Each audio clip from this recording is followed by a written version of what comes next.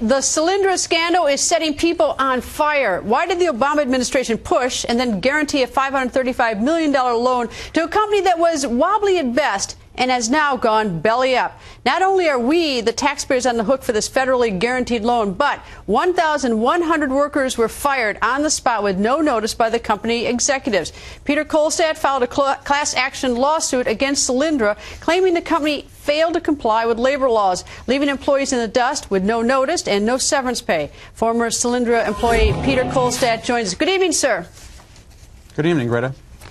Sir, tell me, first of all, what does Solyndra do? What's the business of Solyndra?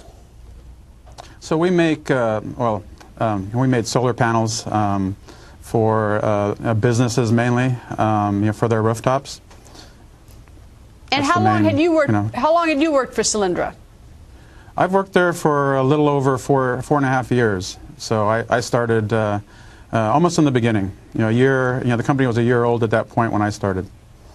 Tell me how you found out that you were essentially out the door, you'd lost your job, and when that was. Well, basically, it was a Wednesday morning. I got a phone call from a buddy. He basically said at 7:30 in the morning, they're closing their doors. You might not, I need to come in right now. So he called a little later and said, yeah, there's going to be a meeting at 9 o'clock. I should probably be here. So I rushed in the car, I rushed over there and got into the meeting. And the CEO basically explained that the company was shutting its doors and, you're going to lay off, almost all the employees except for 10% or so. So everybody was pretty shocked at that news. Nobody really said anything or asked him any questions, and everybody just kind of walked out at that point. So he spoke for maybe 10 minutes at the most, and we walked out and gathered our things together and boxes and things, and went downstairs to HR, and they gave us a pamphlet, and I asked the HR person there, are we going to be getting our vacation pay? She said, no, you're getting accrued 90 days accrued pay. And I thought, well, that's ridiculous. So at that point I went out and kind of shell-shocked from the whole experience, and went home and tried to gather my thoughts, and the next day filed the suit.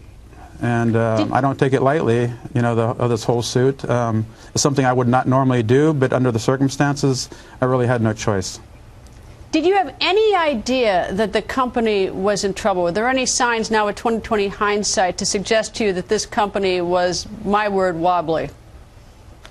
They were hiring people, a week prior. So, they were still hiring people. Things seemed pretty normal. People would come and go. We were transitioning over to manufacturing. The equipment was basically all built. So, now was the time to start building the product and selling it. So, there was no indications that they were going to let go, 1,000 employees, basically. There was no indication of that. What is your job there? What was your job there? Well, a research and development engineer working in the product development group. So we basically did the assembly of the panel. So all the pieces that it took to, you kind of put it together. Once the tube was made, then it was our task, our group, to design all the parts that kind of, brought the whole thing together into a panel. So, and we were, feverishly working on cutting costs of the panel, to try and, compete with, the Chinese panels, basically.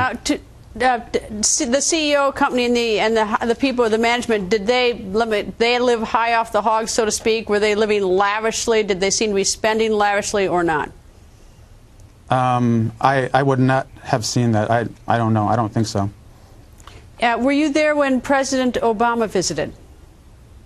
I wasn't in the building. I was at the time I was in another building, but I saw the live video feed of it. So it was a proud moment, to have the president, visit your company. And at that point we thought, wow, I think we're really going to make it. The president, is kind of backing us in a sense, and you figured that, okay, there may be some bumpy times, but you know, ultimately there was never a thought that they'd close their doors.